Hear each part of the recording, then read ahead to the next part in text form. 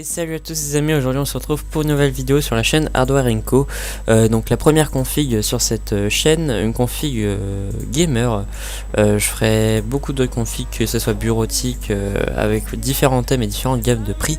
Et aujourd'hui c'est une config à 1200 €, une config rouge gamer. Si vous avez des idées de config ou de gamme de prix, de couleurs à me proposer, n'hésitez pas à les mettre dans les commentaires, je vous y répondrai et je les ferai avec plaisir.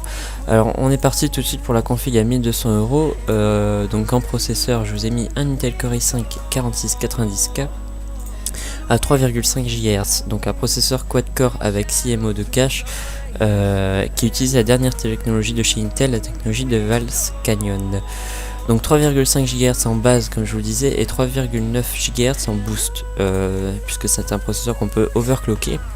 4 cœurs et 4 cœurs logiques, ça il faut pas que j'oublie. Donc voilà, donc un processeur très bien pour le gaming qui suffira amplement, et en plus qu'on peut overclocker. Avec le ventirail que je vous ai mis, vous pourrez monter en fréquence sans problème. Donc on va tout de suite passer à la carte mère. La carte mère qui est une Asus Maximus 7 Ranger, une carte mère au format ATX avec le socket 1150, donc pour aller avec le i5, qui utilise le chipset Z97.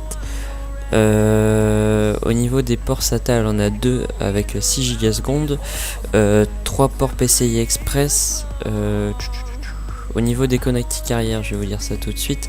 Alors on a 2 USB 3.0, un port optique, un HDMI, un VGA, un DVI, un bouton qui est accès au BIOS. Le BIOS est très bien fait et je trouve que ce bouton aussi, 4 ports USB 3.0, un port Ethernet, toutes les prises son, et du DisplayPort. Donc voilà pour les connectiques arrière. On va passer également, au prochain composant. Donc la RAM de la G-Skill Ripjokes 2x4 Go à 1333 MHz, donc 2x4 Go, ce qui fait 8 si vous savez compter, en DDR3. Donc pas grand chose à dire sur la barre de RAM. Ensuite le ventirad, un Be Quiet Pure Rock avec le socket qui va pour le i5. Un ventirad pas très cher mais qui fait très bien son boulot et qui est super silencieux, qui fera aucun bruit. Là le niveau sonore je l'ai, mais bon, 26 décibels, on sait pas non plus trop ce que c'est, enfin il faut avoir d'autres idées en tête. Et donc après je voulais vous dire aussi pour ces configs, je vous propose des composants, mais vous pouvez très bien changer si vous voulez. Et vous pouvez également les acheter sur un autre site, parce qu'il faut savoir que ces configs je les fais sur Top Achat, mais vous pouvez très bien les faire sur LDLC. Je fais pas de pub pour Top Achat en particulier. Vous pouvez également très bien l'acheter chez Material.net ou d'autres sites. Donc ensuite on va passer à la carte graphique, une MSI GeForce GTX 970 édition gaming, 4 Go. Donc avec le jeu actuellement sur Top Achat, toujours je fais pas de pub, Arkham Knight, le dernier Batman. Donc voilà. Une carte graphique de chez Nvidia. Qu'est-ce que j'ai à dire dessus? Non, pas grand chose. Elle fera très bien tourner les jeux d'aujourd'hui en ultra sans problème. Donc 4 Go de GDDR5, ça je l'ai dit. Donc voilà. Une carte graphique franchement excellente pour l'instant. Après il faudra voir comment ça évolue au niveau des jeux. Donc la carte coûte 387 €. Donc voilà. Ensuite on va passer au disque dur. Le disque dur qui est un Seagate Barracuda de 1 Tera. 1 Tera de disque dur, je pense que ça suffit pour l'instant. Après si vous voulez en rajouter un, même si vous voulez rajouter un SSD, pas de problème, j'ai pas mis de SSD dans cette config. Donc voilà pour le disque dur. Le lecteur DVD, un lecteur DVD de chez Top Achat, que vous pouvez modifier, vous n'êtes pas obligé d'acheter ça chez Top Achat. Donc c'est un graveur également, à 18 €. De toute façon les lecteurs DVD aujourd'hui ça se perd de plus en plus avec Steam.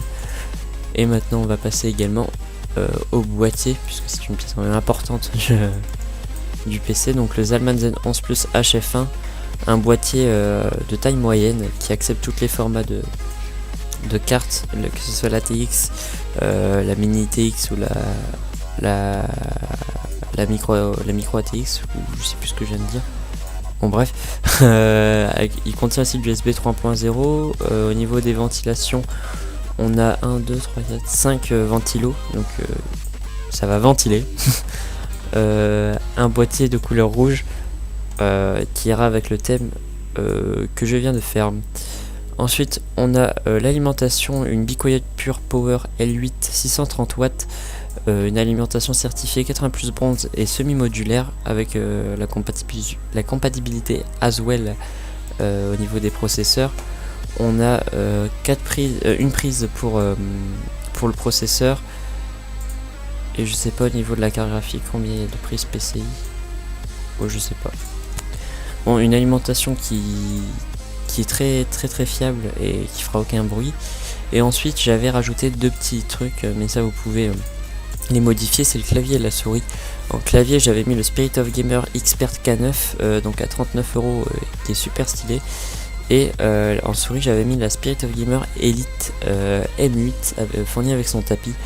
Une souris franchement que j'adore moi, avec des boutons de programmation et qui varie de 1000 à 4000 dpi. Donc il y a 7 boutons programmables. Mais ça, si vous voulez changer, c'est à vous de choisir. Donc voilà, c'est fini pour cette config. Désolé s'il y a des moments où je bug ou j'hésite, c'est parce que c'est la première vidéo sur la chaîne Hardware & Co. Vous pouvez aussi également aller faire un tour sur ma chaîne gaming, que je vous mettrai le lien dans la description. Également aller faire un tour sur mon ancien acolyte de la team What the Fuck, dont je faisais partie. Je mettrai également le lien de sa nouvelle chaîne dans la description de la vidéo. Et si cette vidéo vous a plu, n'hésitez pas à la liker, à la partager, à commenter et à vous abonner. Allez, moi je vous dis peace.